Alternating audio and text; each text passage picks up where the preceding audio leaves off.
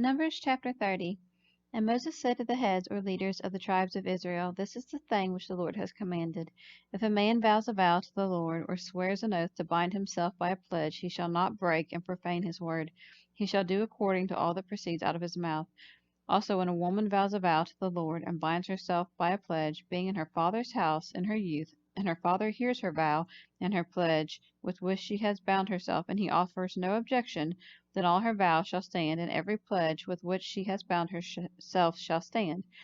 But if a father refuses to allow her to carry out her vow on the day that he hears about it, not any of her vows or of her pledges with which she has bound herself shall stand, and the Lord will forgive her, because her father refused to let her carry out her purpose.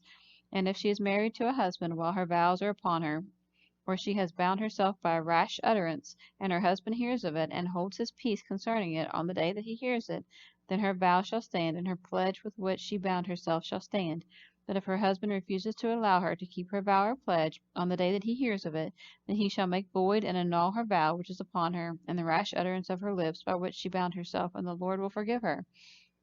But the vow of a widow or of a divorced woman with which she has bound herself shall stand against her. And if she vowed in her husband's house, or bound herself by a pledge with an oath, and her husband heard it, and did not oppose or prohibit her, then all her vows and every pledge with which she bound herself shall stand. But if her husband positively made them void on the day he heard them, then whatever proceeded out of her lips concerning her vows or concerning her pledge of herself shall not stand. Her husband has annulled them, and the Lord will forgive her. Every vow and every binding oath to humble or afflict herself, her husband may establish it, or her husband may annul it.